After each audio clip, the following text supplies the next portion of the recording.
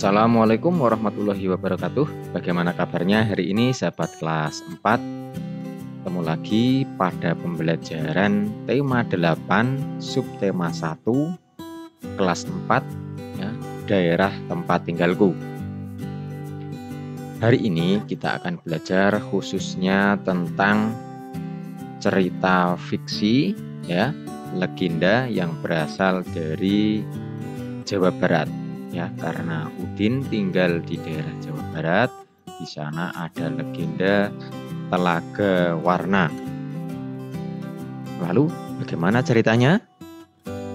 Yuk kita simak videonya sebagai berikut.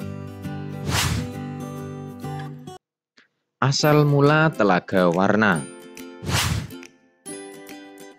Dahulu kala di Jawa Barat ada raja dan permaisuri yang belum dikaruniai anak. Padahal mereka sudah bertahun-tahun menunggu. Akhirnya raja memutuskan untuk bertapa di hutan. Di hutan, raja terus berdoa kepada Yang Maha Kuasa.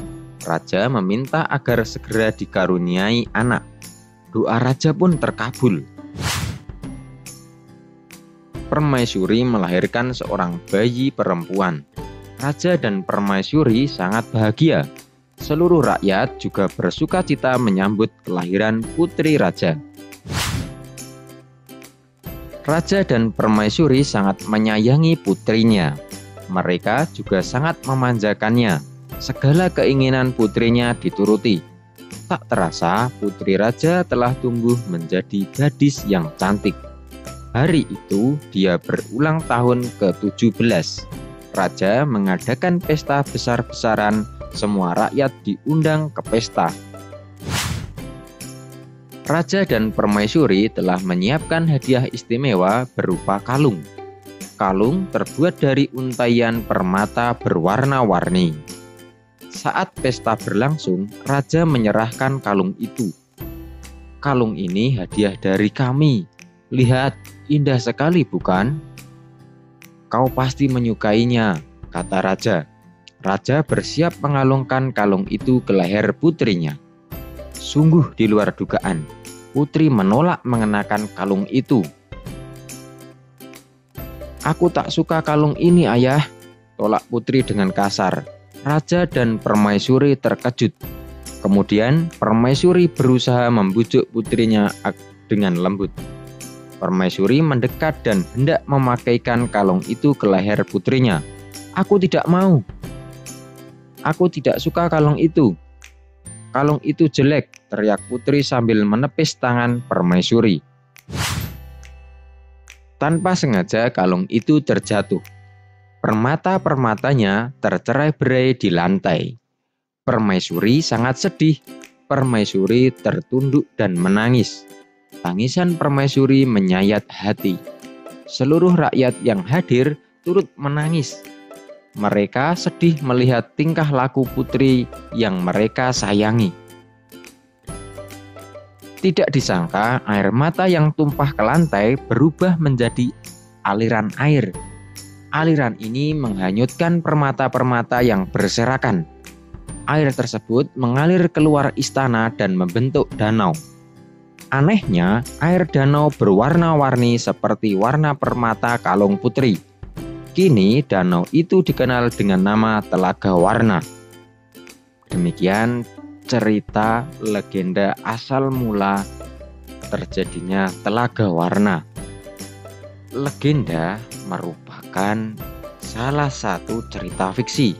Cerita fiksi adalah cerita khayalan atau tidak nyata. Ciri-ciri cerita fiksi antara lain sifatnya rekaan atau imajinasi dari pengarang. Kedua, terdapat kebenaran yang relatif atau tidak mutlak. Yang ketiga, umumnya menggunakan bahasa yang bersifat konotatif atau bukan sebenarnya. Keempat, tidak memiliki sistematika yang baku. 5. Umumnya karya fiksi menyasar emosi atau perasaan pembaca, bukan logika. Terakhir, terdapat pesan moral atau amanat tertentu. Jadi dalam legenda danau warna tadi bisa kita petik amanat bahwasannya sebagai seorang anak itu harus berbakti kepada orang tua, harus patuh pada orang tua, harus menghargai apa yang diberikan orang tua kalian ya. Karena orang tua sudah bersusah payah bekerja keras untuk mewujudkan keinginan anaknya. Sudah selayaknya kita sebagai anak harus patuh pada orang tua. Nah, anak-anak, di Jawa Barat setiap hari Udin senang bermain ayunan. Nah, dia mengamati ayunan itu ya dapat bergerak ketika didorong ke depan kemudian ditarik ke belakang. Nah, gerakannya ini diakibatkan oleh gaya otot. Masih ingat bukan apa itu gaya? Ya, gaya adalah suatu kekuatan yang mengakibatkan benda yang dikenainya dapat mengalami gerak, perubahan kedudukan, atau perubahan bentuk. Gaya juga dapat diartikan sebagai tarikan atau dorongan yang dapat mempengaruhi keadaan suatu benda.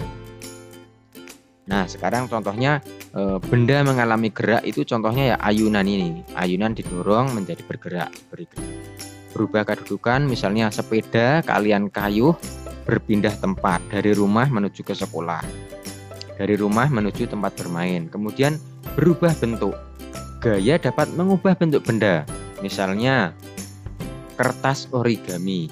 Kalian beri gaya dilipat-lipat, berubah bentuknya menjadi burung. Kemudian plastisin, kalian bentuk menjadi kucing. Nah, plastisin tersebut sudah berubah bentuknya menjadi kucing. Nah, itu contoh gaya mengubah bentuk benda. Gerak adalah perpindahan kedudukan suatu benda terhadap benda lain, baik perpindahan kedudukan yang mendekati maupun menjauhi benda atau tempat asal akibat benda itu dikenai gaya. Jadi misalnya sebuah bola diberi gaya ditendang, bola tersebut berpindah ya menjauhi orang yang menendang bola tadi. Itu yang dimaksud dengan gerak. Jadi perpindahan kedudukan ya. Kalau sebuah bola ditendang maka bola itu akan menjauhi orang yang menendangnya. Mudah bukan?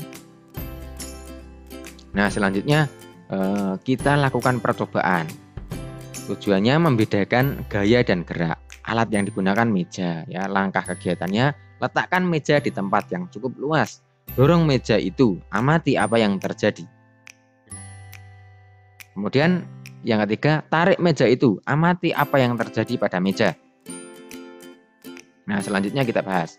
Apa yang terjadi pada meja saat didorong? Ya, tentu saja berpindah kedudukan ya, ke depan. Ke arah mana meja saat didorong? Kalau didorong otomatis ke depan ya arahnya ya.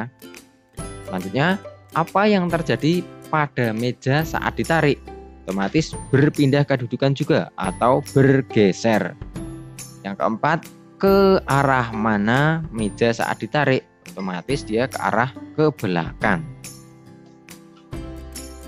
Nah, apa bedanya gaya dan gerak? Ya, gaya adalah suatu kekuatan yang mengakibatkan benda yang dikenainya dapat mengalami gerak, perubahan kedudukan, ataupun berubah bentuk. Ya, contohnya kalau mengalami gerak, bola yang ditendang tadi bergerak, ayunan yang didorong, berubah kedudukan, misalnya anak-anak mengayuh sepeda. Semula sepeda itu di rumah, berpindah menuju ke sekolah.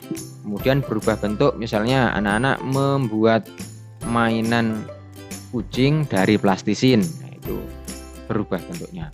Kemudian apa itu gerak? Gerak adalah perpindahan kedudukan suatu benda terhadap benda lain, baik perpindahan kedudukan yang mendekati maupun menjauhi suatu benda atau tempat asal akibat benda itu dikenai gaya. Contohnya meja yang didorong, kan bergerak mejanya itu menjauhi orang yang mendorong. Selanjutnya soal latihan bisa kalian kerjakan pada kolom deskripsi. Mohon maaf bila ada salah kata. Wassalamualaikum warahmatullahi wabarakatuh. Salam literasi.